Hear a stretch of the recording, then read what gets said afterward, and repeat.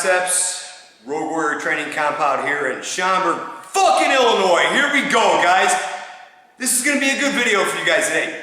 I don't remember the dude's name that left a comment in the last video, but kind of had some technical difficulties with our Yubidori video. Go figure, I'm working off of an iMac, and Final Cut Pro is hasn't been a fan of mine the last couple times. It's taken me quite some time to actually upload these videos, so Final Cut Pro, you can suck a fucking bag of dicks. You suck, man, seriously. This is bullshit. All the other videos upload great. Final Cut Pro, fuck you. So, unfortunately, Yubidori was gonna be the next video. It's done, it's shot. For whatever reason, I can't upload it onto YouTube. So, I'm taking a request, which I normally don't do from my YouTube fans that are out there. I take it into consideration, considering that I got a long list of stuff that I'm gonna be doing, as I've said many times before, but this time, this was a pretty good request. And like I said, I don't remember the gentleman's name that actually made the request. You know who you are, especially when you see this video. So today, I'm gonna show you guys a traditional Aikido technique. Then I'm going to show you guys the Tenshin Aikido version of that technique. And then lastly, you're going to see the cut down combative concepts version of that technique. So, considering that Aikido allegedly has 10,000 techniques of all their Aikido stuff, sifting through the ideas of what would be a really good video to do it on, today we're doing it on Kote Gaishi. Kote means wrist in Japanese, Gaishi means reversal, so it's a wrist reversal. This is a universal wrist lock that's used in several different martial arts, from Kali to Wing Chun to Karate to Jiu-Jitsu, Aikido, Ninjutsu. It's used all over the place, so it's nothing that's been, you know, just invented 6 years ago. This technique's been around forever. So the traditional version of it is, like I've said before in the past, you know, it's the country two-step, you know, the way how it's taught, never gonna pull that off in a million years on the street, okay? It is what it is, plain and simple. I don't really have a lot more to talk about when it comes to that. The Tenshin Aikido version is a more cut down, more practical version. It incorporates hand deflections. That is something that can be used out in the street, especially when it's cut down a little bit further. And then the combative concepts version is pretty much straight to the point. Okay, so with that being said, Chris Looper here is today to help me demonstrate this. And once again, like I've said before in the last couple videos, you guys with the comments have been phenomenal. You guys have been absolutely fucking awesome with the comments. I greatly appreciate everything that everyone's saying. I greatly appreciate some of the people that are commenting about, hey, this is an Aikido demonstration. That's what this is. It's an Aikido demonstration, okay? And you're gonna see a traditional version, a Tenshin version, and a combative concepts version like I just mentioned. So keep that in mind when you guys are watching this, all right? So the first one that we're gonna do it off of the same attack for the most part. So in traditional Aikido, a strike to the face is called menski. So men is head, so it's a strike to the head. In Tenshin Aikido, we use the term kauski, K-A-O-ski, T-S-U-K-I. That means a punch to the face. Same thing, right? You fucking think it's like, hey, it's punch in the head, punch in the face. What the fuck is the difference? It's the terminology. So the traditional guys use menski, Tenshin guys use kauski. Combative concepts, it's just a punch to the fucking face, plain and simple. It's just, you're getting punched in the mouth.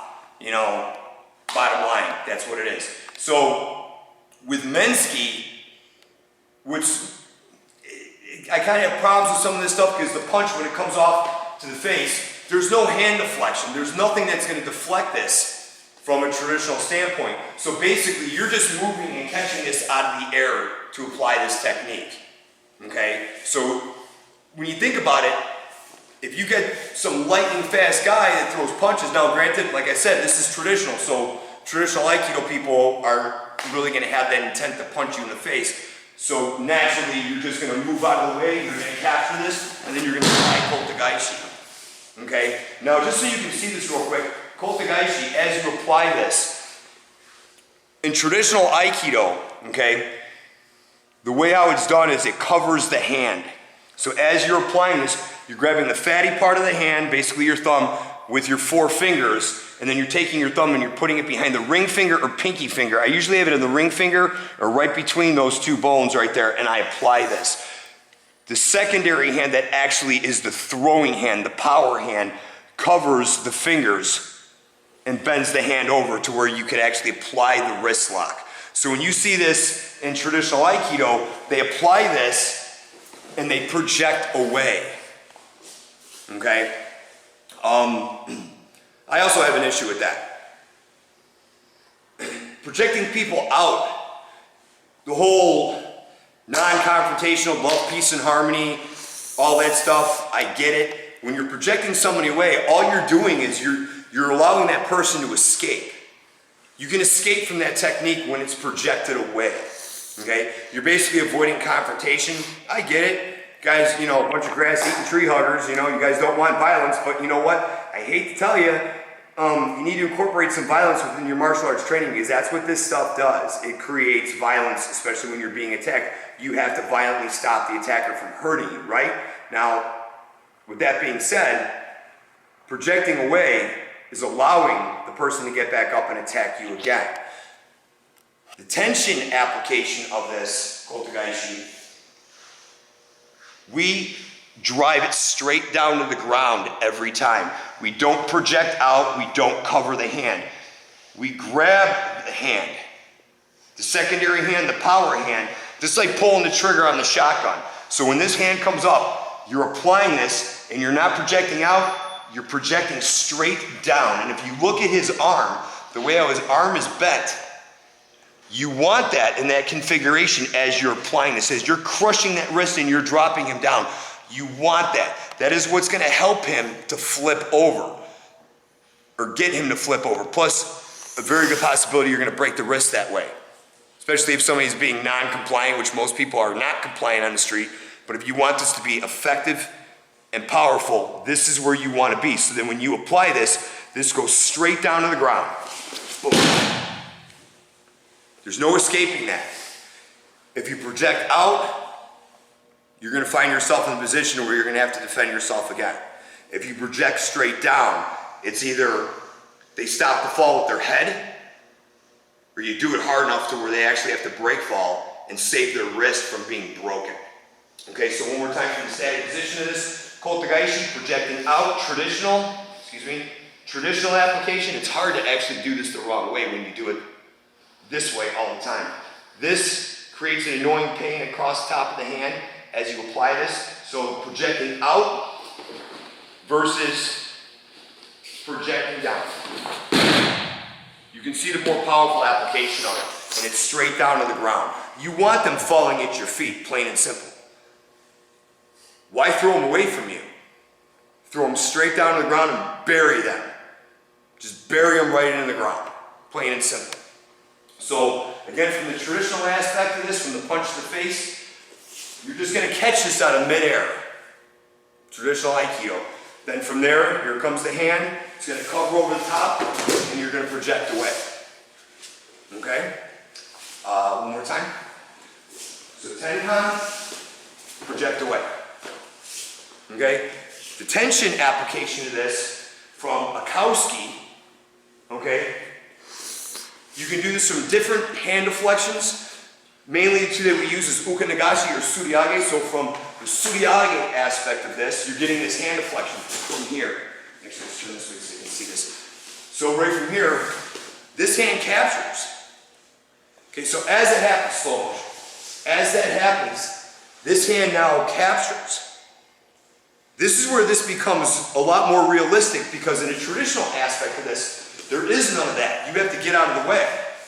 You have to be able to move out of the way and catch this. I don't know anybody that can catch a speeding bullet with their fucking teeth. So how are you going to catch a punch coming at you at 65 miles an hour or faster, especially when it's a punch pull back? That's going to be impossible to do. So from the Tenshin application, the suriage deflection, right from here, you have that right away. You're moving right away. Boom, capture. And then our pins are a lot different as well. We lock up on the pin. As you can see, Chris is extremely flexible. You push that down and you're leaning up against it with the inside of your calf. Then you would step on his hand and walk away. So he can't grab you from that point. So, one more time. The deflection of this, right here, you turn. This leg goes out, this leg engages as you pull the trigger on the shot. And you throw. Very effective in that sense. So one more time. Application, you have that. And even if you don't go any further than this, you have other techniques like Nuroskiage, whatever you want. Okay? But the punch application is moving from the deflection, then throwing. Okay? One more time, please. So, deflection, throw. Remember, all Kotegaeshi and Tenshin Aikido, straight down to the ground. Want to drill them right into the ground every time. The traditional aspect of this is that. A really good way of showing the traditional aspect is off of Yokomanuchi. Yokomanuchi is this technique, and you're basically guiding one hand to the next, so the transition. Then this big Tenkan movement, then this throw. How does that work? You know, one more time with that. From here you're capturing, transitioning, and then you're throwing. See how he's projected out? Okay, other side. So, this projection of this, Tenkan, and then this throw. Okay? I'm not trying to water it down, I'm showing you the way how it was shown to me 20 years ago. Okay, one more time, same thing. So this transition of this, capturing, then this throw. And if I do it any harder to him, it's going to be, you know, harder to catch up. Throw. If I do it from ukinagashi, it's faster. Okay, like ukinagashi, here, faster. Right into the pin. Okay, so from a yokomen, ukinagashi. Okay, ukinagashi, there's the capture, there's the expansion. Cut down version. Okay? So, that was the traditional version of Kotegaeshi and the Tenshin version of Kotegaeshi. We'll be right back in 1 second to show you the combative concepts version. Okay, we're back. We got changed to our regular clothes. This is what we normally train in anyways with the combative concepts training. So first we showed you the traditional version of several different variations of Kotegaeshi, you know, from a knife hit right to the side of the head, yokomen, and mensuki, punch to the face. Then we went to the Tenshin Aikido version with ukinagashi, with suriage, and some of the B-roll. I think we did some ushiro. We did an ushiro as a technique, a katate dori technique. So some different variations there with what the Kotegaeshi is, and you know, went into an explanation of how Kotegaeshi is applied and how the whole downward aspect is extremely important for the application of it. Now, like I said before we took our break, switching to this gear, I'm going to show you the combative concepts version on this. So this is even a little bit more cut down version. You're still going to see some of the Tenshin Aikido that's involved in this. Okay, so you know, just to recap real quick, it's like this application is the same. Okay, the application of Tenshin Aikido straight down, as you can see the way how his arm is moving, that's when you know you have him. If you're stretching him out, there is definitely room for reverse where Chris can grab onto my finger, finger, other hand, finger, and apply Yubidori into that technique and take me straight down the ground, break my finger, whatever the case is. So as he applies this, you can take this down, but I can easily reverse this right into Sankyo if you know what you're doing. Then you apply this, then you can go into Kotegaeshi. Okay? So if you're applying Kotegaeshi and you extend out, look at where my hand is. Even with my hand closed on this, even if I don't have a firm grip, he can capture my fingers right away and reverse this technique right into Yubidori and start applying this Yubidori into me. Now granted, I can reverse this on him into all different kinds of stuff at that point. Okay, so you have to be able to be pliable with the technique to be able to do this. So obviously, if I go to attack Chris and Chris does Kotegaeshi and starts projecting out, at this point I can capture this right into another technique. So I can reverse it on him. So the combative concepts version is straight down to the ground. You're crushing this. This also incorporates things that are not in Tenshin Aikido and that are definitely not in traditional Aikido, for the simple aspect as you're applying this knee strike to the face. Either side knee strike to the face, however you want to do it. So when this comes back up, when this goes straight down, boom, there's the knee right away. Then you can push out at that point. Then you can go into your pin. If this becomes a struggle where you can't get the pin to roll over, this person's being difficult, right? At that point, you can slingshot him around by grabbing his wrist, and you can bend his elbow this way and snap his elbow.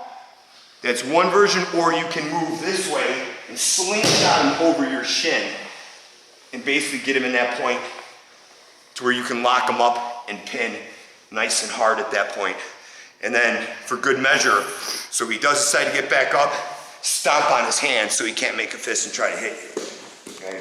So from a technique point, where we did Menski, traditional strike to the head, Kauski, Tenshin Aikido strike to the face. Now we're going to do a punch again to the face, but practical application, a punch, pull back, retraction, and I'm going to show you how to incorporate the hand deflection and the hammer fist strike from the top 5 man stoppers. Then I'm going to show you the application of Kotegaishi from the combative concepts viewpoint. So as he punches, deflect, one more time, deflect, grab, strike. So right way, so from here, boom, explode right into his face. Then at that point, grab the wrist, crush this down into Kotegaishi. Then you can roll over if you want, or you can break his elbow, or you can slingshot him over into this pin. Now from a Tenshin Aikido standpoint, you have this traditional pin for Tenshin Aikido, which buries his face into the ground because this is all straight lined from wrist. You're still applying, you're not just holding this, you're applying this pressure. This all becomes straight, so you got all one straight line. You're driving his shoulder on the ground, which is actually driving his face in the mat. Now Chris, don't move. How many of you guys play baseball? You're out in the outfield, right, left, center field, whatever, and you're waiting for that guy to hit the ball. You got your mitt, whatever. This is the stance you want to be in. This is how basically how I relate this pin to people that would understand playing baseball. Or any type of athletic sport, you're waiting to receive a kickoff or something like that, whatever the case may be. This is a relaxed position that you see people do a lot in professional sports or sports in general. I did it when I played Pee Wee football and stuff when I was a kid. So this is the same position. This is how I identify this with the real world, sports and stuff. So you have this pin, you apply this. If you want to make this worse, you bend the elbow and you ride this down. Another application of this, you can bend this and have your your knee on his hand, and you can lock this up, or you can lock it this way and put your knee past his wrist to where he can't escape. Then at that point, you can start delivering hammer fists to the ribs. Okay, so one more time. So from the strike, boom, back fist right away. Fly the Kotegaishi straight down. And from there, you can roll him over, right into this pin. Here I actually have his arm locked up with my other foot. It can be done either side. It's ambidextrous. And start wailing away at the ribs, and then get away. Okay? Another application that you can do with this, if somebody's like in your face, hey, fuck you, blah, blah, blah, whatever, you can go right from this position here, grab the hand straight down to the ground. Same aspect. Pin, whatever you want, slingshot over, whatever you want, however you want to do it.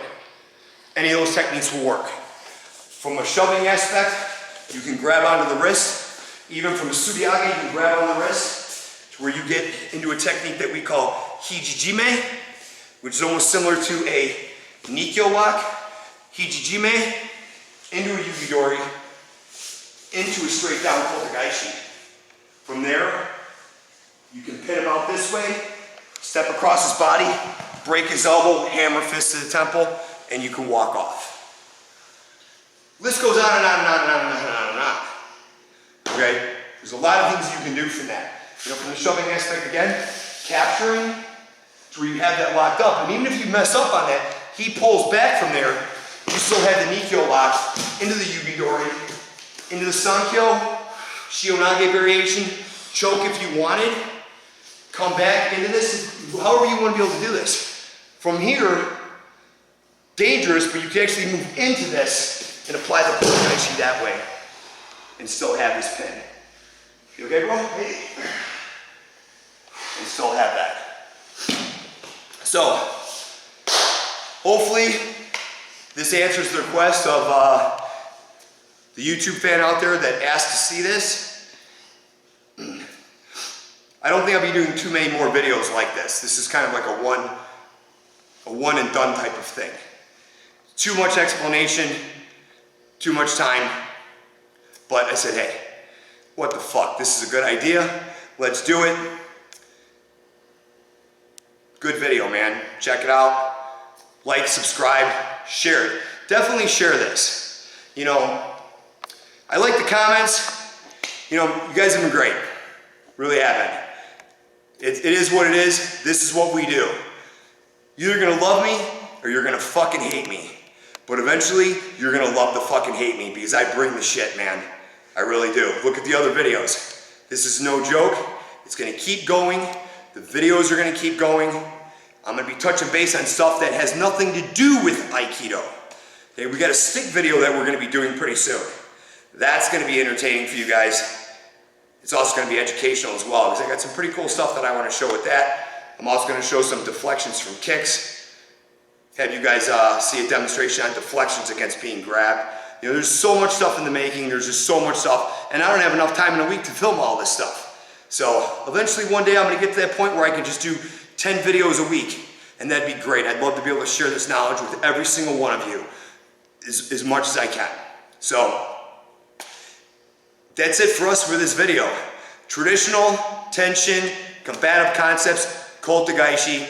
Like I said, like the video, share the video. If you haven't already subscribed, please subscribe. Greatly appreciated. That's it. Len Sly, Chris Looper, Road Warrior Training Compound here in Schaumburg, fucking Illinois, baby. We are back hardcore. We'll see you next time. Thanks for fucking watching. Peace out.